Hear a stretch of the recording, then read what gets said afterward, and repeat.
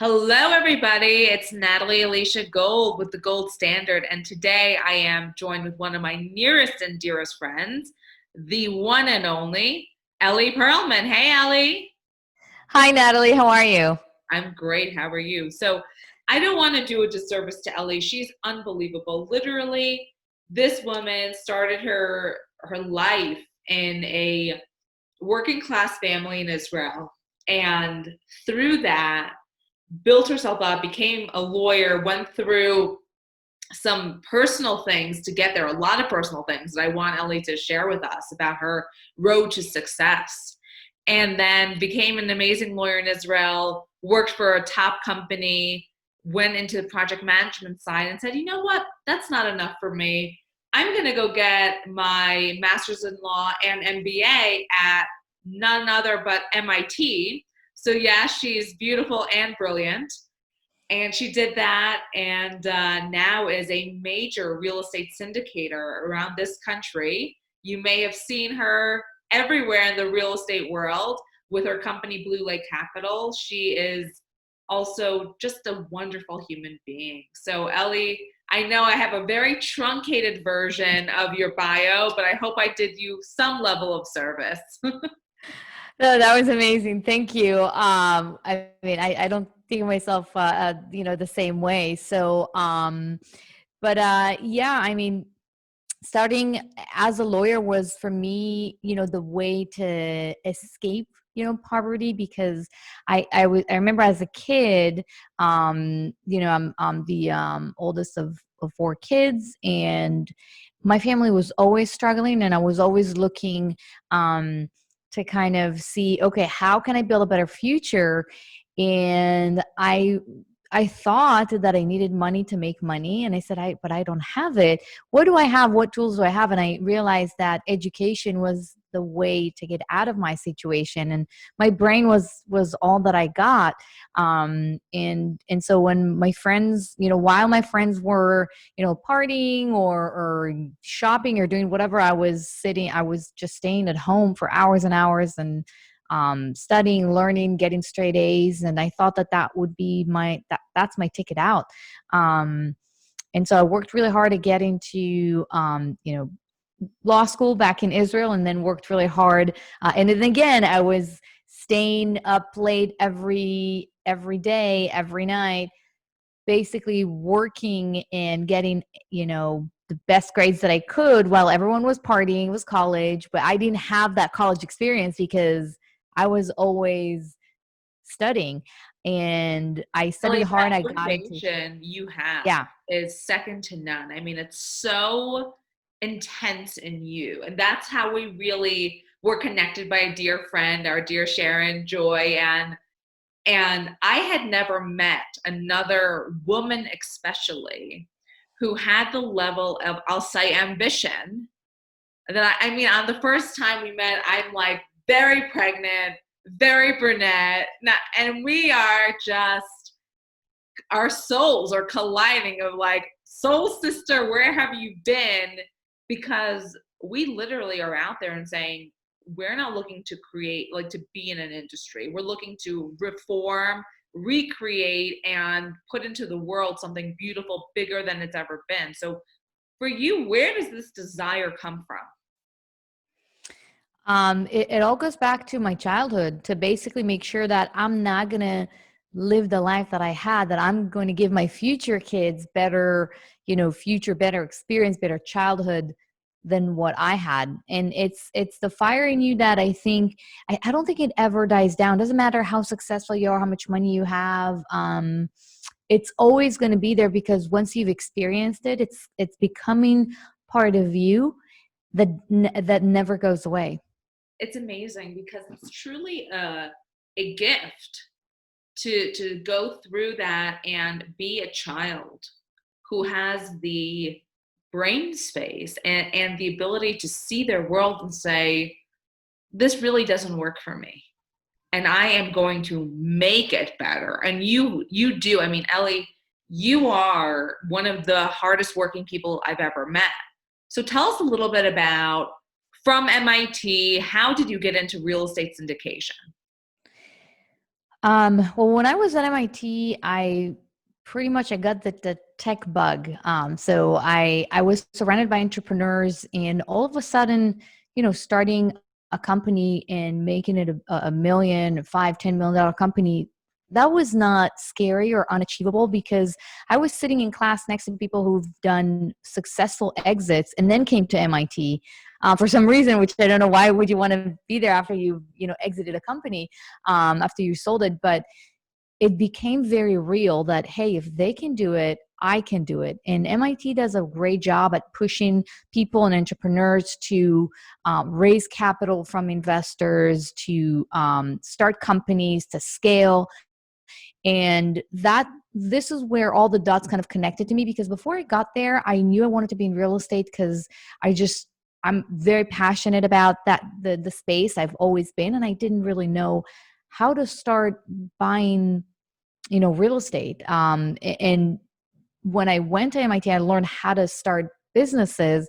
Then it clicked for me that maybe the way to do it is to treat it as a startup and start a company and raise money from investors, just like you do with any other, startup. You have an idea, you have a product or an idea or a service, whatever it is, you need capital, you don't have it, you get it from investors. And that's what I did. I kind of combined my longtime passion to real estate that was always there, because when I learned, my two law degrees were focused on real estate law. And then at MIT, I also took real estate classes, and then learning how to raise capital from investors. While I was there, I joined a startup during the summer, and we raised $5 million during the summer from VCs and high net worth individuals. And so taking all of that, it just made sense. It took me some time to get there, because many times in life we have these golden cages where it's very comfortable where we are. I graduated from MIT. I got a very nice six-figure job, and I got there at 10 a.m. in the morning. I left by 3 or 4. Work was easy. Life was easy. It was just boring. It was boring. I knew I could do so much more than what I was doing. I think when you have certain potential that, and you're not really, you're working on, you know you can get to 100, but you're working on 20-30% capacity because there's just no need for the To really organization. hurt yourself, right? Exactly. Yeah. And I think for a person like you, for me, I know that boredom is my number one worst thing. And I think you're probably the same way. Yeah. Yeah. But you know what? It's a good thing because it indicates when you're not growing. When it's uncomfortable for you, when you're either a little bit scared, when something is exciting, then you know that you're growing. If you're bored, if it doesn't excite you, if it's not, if it doesn't, again, it's kind of this fire. If you don't feel it, then you're probably not doing the right thing, because you can do so much more. And why not try and do so much more? You really subscribe to the philosophy of grow or die. Yeah, I guess so. Ellie, so, you know, scaling is something you came to, and you actually teach other real estate would be syndicators about how to do what you do. But I want to even take a step back. What is real estate syndication for those who might not know? And, let's answer that. And then I have my follow up question, which I'll make super great because now you know it's coming. Sure. So syndication is basically, it's a combination of, someone who finds deals, manages deals, and basically run the entire investment, but does that in collaboration with other investors. So let's say you're a busy professional, and you don't like the hustle and bustle of finding deals, negotiating, signing on loans, managing the asset, collecting rents, but you have some money and you want to grow it. I basically say, hey, let's buy this building. It could be 10, $20 million apartment building, complex. I'm going to put some of the down payment. You and you and you and you and you. So, 50 or 20 or 100 investors are going to put some of the money down, and together we're going to buy the asset. You're going to be passive. You don't need to worry about negotiating with the seller or signing on loans or managing the day-to-day operations. I'm going to take care of all of that. You write a check, and then I give you every month, I give you a portion of the profits. It goes to you. And then after 3, 4, 5 years, we're selling it. And then you're going to get your share of the sale also. And I'm being compensated, of course, for doing the work. But Sure. I also like to put some of the money down because I'm also a passive investor, on my deals. So that's kind of a very, very high, kind of simple and high level description of what syndication is. Perfect. And Ellie, you are a very strong and smart woman, and many of our viewers are also amazing women. And yet, many have a very hard time asking for money. Your whole career is finding the great deal and telling the investor they need to get in. You need to write a check. So, where do you find this strength in you to not be scared to make the ask?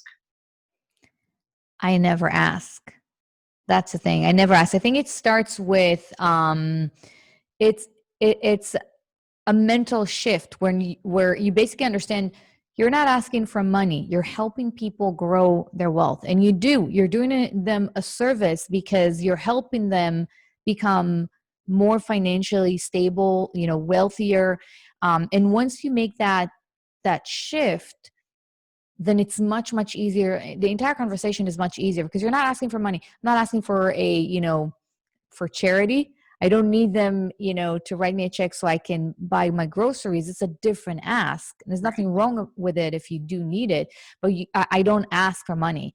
The other way, so that's kind of that's the first part of the answer. It's just some mental shift. The other part is more technical in nature, where I found that it's more comfortable for me to have investors come to me instead of me coming to them. That's why I've invested a lot in building my social media platform. So investors find me, they look at my website, they read my newsletter, or they read one of my articles, and then they say, okay, they've done all Due the diligence. research Right. exactly and the vetting, and then they reach out to me through my website. By the time they do that, it's we're in a different space. I don't just meet them in a on a random conference and say, hey, would you like to invest with me? It's a different conversation. They already read about me. They said, hey, this is interesting, we might want to invest with her. And then they reach out and ask to speak with me. So you see, even changing that Dynamic. the technical, exactly, the dynamic, that changes things. I'm not asking them for They're money. asking you to be They're part of what asking you are doing. Exactly. They're asking me, saying, we have money. What do you have available that we can grow it? So what I love, Ellie, is that all these online marketers who knows what they're doing, and they're like, you want to say to people, you apply with me, and who knows if they're even doing that, right? But the fact is, with you, your brand is so strong, and you built it day in and day out, and you continue to do so. I mean, you are a Forbes contributor. You're on stages worldwide. So the fact is that people might think it's easy, but it's anything but, because it's your day to day being out there and being held accountable to yourself and to your investors and to the world at large. So tell us a little Exactly. bit about how you went about, building that brand. It wasn't easy, and it definitely took years to do. Yeah, I think it starts by finding really, really good team members. You can't do it on your own. So a big portion of my success I owe to my team members, because they were there, making sure that everything is posted on social media, making sure there are meetings scheduled with investors while I was free to look at deals, to negotiate with sellers, to run numbers. And so it just realize that you can't do it on your own, and that you do need help. And it did take years to get there. And building a social media platform, it didn't start in one day. I didn't just start posting on all platforms. You take one platform, you focus on it. It doesn't matter what you do. You can be a lawyer, an accountant, whatever it is. If you need to interact with clients and attract clients or investors, the first thing is to basically find one platform that's going to be the easiest for you. For me, it was a blog that I started because I, like many lawyers, I like to write, and it's expressing myself was easier than other platforms that required other skills. And that's what I started writing a weekly blog. And then my team, went over it, went over the blog posts, and basically blasted it over social media. So after I worked hard to create that, then at some point I had someone else, help with the content. Then I moved to Twitter or LinkedIn or whatever it was, a different platform. The second, I think after the blog post, I started my podcast. Then I started writing for Forbes. Then I started talking on stages. So it was one platform after another, and just conquering one at a time, perfecting that, being good at it. It's okay if you do everything for a short period of time so you know what it takes, then hire people to and offload whatever you can to them, and then move to the next one. Absolutely. So it's a hard thing though. It's again a mental shift. Yeah. It's you're not asking, you're giving the opportunity. You're not a one woman show. You're now bringing in and training and giving your time to your assistants, to your team, so that you can get bigger and bigger and bigger. And it's a process. Yeah, absolutely. So, and Ellie, I love what you also said about you're really agnostic as to the platform. People get so caught up in like, should I do a Facebook group? Should I do a LinkedIn post? It's more about what I'm hearing you say is the consistency and having people know what they can expect from you and following through. Yeah, absolutely. You're absolutely right. If you're going to try and do everything and not do it right, you're going to lose the effect and the impact that social media can give you. And social media is very, very powerful if you know how to use it right. And you have to always, not only be consistent, but tweak and adjust as you go. So we look at data all the time. What kind of posts were more um, popular than others? If we had a major signups for the newsletter that week, what happened there? I mean, what are we doing right and what are we doing wrong, so we can adjust our behavior, adjust our strategy to attract more and more investors. That's super important, but consistency is also key.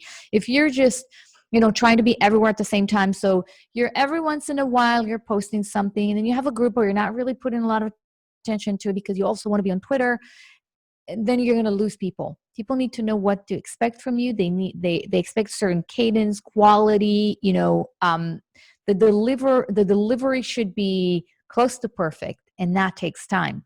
And that's why I say just start with one, and you also don't have to be everywhere. So we, for instance, found that Twitter was attracting the least amount of investors because our investors are actually, they hang out on Facebook, LinkedIn, another website called Bigger Pockets.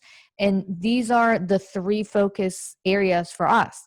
Yeah, it's nice. We do have an Instagram account, but most investors who write 100,000, $500,000 checks, they're not really scrolling, spending time on Instagram. So you have to also understand where your investors, clients, whoever you're trying to attract, where do they hang out virtually and dominant, or at least be very strong in that platform, in that place. That is so brilliant. And it's so true, Ellie. A lot of people splatter their attention everywhere, think they have to be everywhere. And the fact is, like you, my typical client is wealthier. They want to protect their wealth, grow their wealth. So that person is typically on a LinkedIn or a Facebook group, which happens to skew a little bit older. And it's truly about understand. And too, I read this great thing, which I think made a lot of sense to me, is that places like Instagram, there are so much content coming out that it's hard to be seen. On places like LinkedIn, there's hundreds of millions of viewers and only 1 million active posters daily.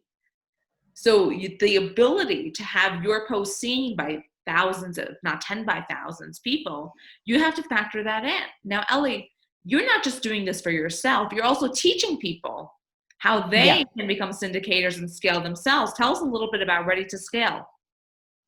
Yeah, absolutely. So this is a one-on-one mentoring program where I'm basically teaching everything that I talked about. This is just, a very small part of becoming a syndicator. But I'm teaching investors and those who want to become syndicators everything from A to Z. So basically how you choose a market to focus on, how you analyze deals, how you negotiate them, how you raise capital, how you build a brand, and how you actually close on a property and then manage the day-to-day operations. And I'm not talking about property management. I always say hire a property management company, but you need to manage them. So I'm teaching also how you can manage, how you can choose and manage the right property management company. So this is all part of the program, and the focus is basically on scaling. That's why it's called Ready to Scale. It's basically, let me teach you how I did it with very little money, how I scaled quickly. People tend to think that you need a lot of money to hire and to start a company. It's nice if you do, but even if you don't, there are ways around it, and smart and cost effective ways to scale a syndication business. And that's basically what I'm teaching, how you can build everything from day one, all the processes, I'm sharing all the tools that I'm using, all the website tools, Excel spreadsheets, basically sharing everything. So it's kind of plug and play. And again, it's not easy. Nothing that is worth anything in this world actually is easy, and syndication is definitely, it's part of the game. But it's there's a way to make it quicker and easier to succeed if you're just can follow my footsteps, avoid the mistakes that I've done, and just take what I created already and make it your own. So you don't need to spend months and months figuring out how to do things. You can take it, implement it, and grow your business. And spread your wings and fly. The truth is that the months, if not years of time you put into those systems is worth likely hundreds of thousands of dollars, if not more, because of the level of deals you're doing. Ellie, let me ask you something. Real estate syndication, not something we typically think of for women. What's it like being a woman in what is traditionally a very male-dominated field? Like any other field, I don't feel different. I think it's a choice. If you can choose to see and experience the world, as I'm I'm a woman, or I'm poor, or it's your choice. I've never it never bothered me. Not even when I was in Israel, it didn't bother me that I came from a certain socioeconomic, you know, um, family. I never said, "Oh, I'm discriminated against," or "It's different. Everyone else, everyone is different than me." It never bothered me, and I don't think about it. And the reason why so I don't feel it's not different than anything else I've done in my life. Um, and I think once you start feeling, "Oh, I'm a woman, they treat me differently," then you're focused on them instead of you. And I would like to focus on me and say, how can I get this deal? I need to be the best at what I do in order to get it. How do I raise 10 or $20 million for the deal? I need to be the best in what I do, or strive to be the best, and improve myself. So investors would want to invest with me, that the seller would want to sell the deal to me. So I'm focusing on myself. I really don't feel any difference. If anything, it may be, more. I think it might be a slightly easier to be remembered because there Sure. aren't many women, that are buying large properties. But I don't feel I don't feel that it's any different than any other industry I was part of. You very much are talking about the paradigm that so many people sing their woe is me song, and that victimhood mentality, whatever it is. I'm a woman, I'm tall, I'm short, I'm fat, I'm skinny, blah, blah, blah, blah, blah. I come from this family, I come from that family. You're basically saying that's irrelevant. And the only thing is, I'm going to win. And I know I'm going to bring my A game every single day. Exactly. Ellie, I read Brene Brown's book this weekend, Dare to Lead. And the biggest thing I got from it, she had like a list of 150 values that, and then, you think like, oh, what are the values important to me? So I went through the list the first time, I got 40 values. Then I went through, I got 10. Then I went through and you had to pick two, which was very hard to pick two. And mine came down to love and success. Hmm. So I know you haven't done, I don't know if you have, but if you haven't done the exercise, forgive me. But if you had to pick the two leading values that you live your life with, what would they be? I think persistent, that would be the number one thing, because it's not only in success in the business context, it's also in your personal life. I'm persistent about being, the best partner that I can, it just shows that it makes everyone's life, it just makes the relationship, it makes it a lot stronger and a lot more fun. And the same with business, there's always going to be issues and roadblocks, and if you're persistent, that's gonna you're going to increase your likelihood of succeeding. You're going to impact your employees, and your partners to actually, keep moving. So I would say that was the easy answer to pick one. Now the second one, um, I would say persistent, and I don't know if resilience is it's similar, but not really. So I'm trying to think maybe of a second one. Um, I would say compassion, because by compassion, I mean, if you understand what your investors are thinking, if you understand and how they're thinking, how your employees, what their state of mind, what motivates them. I learned early on that if I understand what motivates the other person that is standing, in front of me, doesn't matter if it's, my husband, my employee, my investor, a seller, it doesn't matter. If I understand their state of mind, what motivates them, what scares them, then it's so much easier to basically get everything you want, and Someone not who was and there at not me. struggle. So Ellie, how do you go about doing that, right? Because sometimes I feel like a bull in a china shop of being like, here's what I want here. And I think a lot of people, especially when we're given this message of empowerment as a young woman, and we truly are told this, but we're never really shown about what it means day to day. So, what are the things you can do to figure out what, in fact, are the motivations of the other person sitting across the table from you? Well, some of it's not fair, because some of it is a very strong gut feeling, that you either have it or you don't, where you know how to read people. I don't know really how to explain it, but sometimes I just understand things about them. But things that people can do, just try and read between the lines. Small things like when you're speaking with someone, if you ask a question and they start answering, then they pause.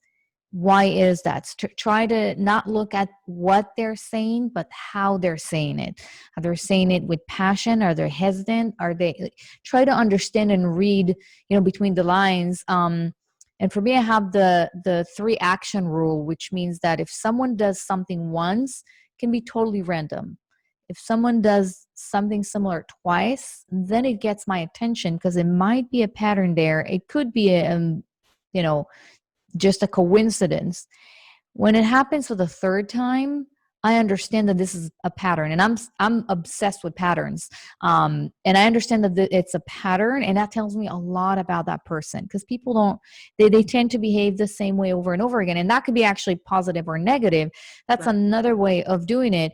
And also, kind of, I like to interview when I can people that, around the person that I'm interacting with. For instance, if I'm buying a deal, I spend some time understanding, from the broker, for instance, who is the seller, what motivates them. I do research. Online is a beautiful, Google is a beautiful tool. Yeah. You can understand a lot about someone before making any assumptions and starting interacting with them. I think that's brilliant, Ellie, and it's advice I'm going to take for myself, because I'm much more I'll charm them and I can just go in and get it done. And I think that your preparation is what allows you to be so successful. It's truly taking the time to get it right from the beginning. And I think that, especially as I, thank goodness, every year get older and older, I'm learning more and more. And it's something that you definitely have in spades. I'm ready for anything because I came prepared. Ellie, let's talk about private jets. Okay, let's do that. Now we're getting exciting. So I know that's one of your big goals. Why? It's one of my goals, not one of my big goals. And I'll leave it at that. I just think that when you work so hard, the convenience factor of everything else is just getting a higher priority. Yeah. So, and what I mean by that, um, when I used to fly out, from Los Angeles to Atlanta, for instance, I would schedule 5 or 6 tours a day. I would have extremely, 48 hours where I barely slept, right? You have to get there. Then the tour starts at 9 a.m., which is 6 a.m. your time. And I often got back, physically ill because I didn't take care of myself while I was doing that. Um, and then I learned how to manage my time a little bit better. But the point is that when you work so hard, then sitting in coach, for instance, to save, $300, when your body is physically and your mind, they're both occupied and on kind of full throttle. I think this is wrong. I think that we got something is wrong in that picture. You need to be comfortable, and this is another part of maintaining flexibility and being comfortable, so I can do other things. I don't need to think about um, I need to run to the airport now and be there, and then run back, go through security. And I mean, part of it, yeah, of course, it's nice to have, and I still have years to get there. But I definitely think it's the convenience factor just makes your mind more, I would say, it's going to be free to focus on the business and not on how uncomfortable the whole situation is. And it's part of just the nature of my business. I have to fly and sometimes come back the same day. So I can fly to a different state in the morning, come back by 10 p.m. the same day. That's very hard to do. And it's just the nature of my job, because I just fly a lot to see properties all across the US. It really is about self-care. I mean, Yeah. you could say the first class seat costs $500 more, but really it's actually costing you much more to not be comfortable and to not be able to control the environment in some way, because it's costing your health. Yep. Yep. So Absolutely. this is another mental shift you have made. And I want to encourage our listeners who are entrepreneurs to make that same shift. I mean, the things, Ellie, that I really took away from our conversation today are a few things. Number one, you don't ask for money. You're not asking for investors. They're coming to you. You are presenting an amazing opportunity for them to get richer and do better in life. Another amazing thing I got from you was that you are never going to play the I'm a victim game. And lastly, it's truly about take care of yourself and know your strengths and bring them to the table and make yourself love the life that you live. Yeah, exactly. There's no point in working so hard if you're physically not enjoying, the process. If you're mentally not, having fun while you do it. And all the other, jets and whatever it is, if this is what is going to help me feel more comfortable and enjoy the process, because I work so hard. It's not about getting it so I can lay by the beach and drink Mai Tai and just, wake up at noon. It's never going to happen. It doesn't matter how much money I'm going to have in the bank. It doesn't matter how many asses I'm going to have. I'm always going to wake up early. I'm always going to work hard. I'm always going to work late. Fortunately, that's because I enjoy it. So why not make my life just a little bit easier, a little bit better, so I can focus on keep, building the empire that I'm working on right now. That's Ellie, how I see it. and anyone who invests with you and does any business with you and is your friend knows that and is so, I feel so blessed to have you. So I want to ask you one last question. What is your big why? My big why, I would say probably never to go back to the place, that I was as a child is, I think that's the beginning. The actual why is just to take care of my immediate family, make sure that they're being taken care of. Beautiful. Well, it has been a pleasure as always. I miss you dearly, and I'm sending so much love to you. Thank you for sharing your wisdom with our viewers, and everyone should go check out Ellie Perlman at Blue Lake Capital. She is amazing. You can find her on Forbes. You can find her on many of the social media channels. And there's just no one else I'd rather call my dearest friend. So Ellie, thank you so much for being with us. Absolutely, Natalie. Thank you. It was great chatting with you. Even if this is recorded, so that's the first time we're having a conversation that is recorded. It's a bit weird, but it was fun. Thank you for having me. So much fun.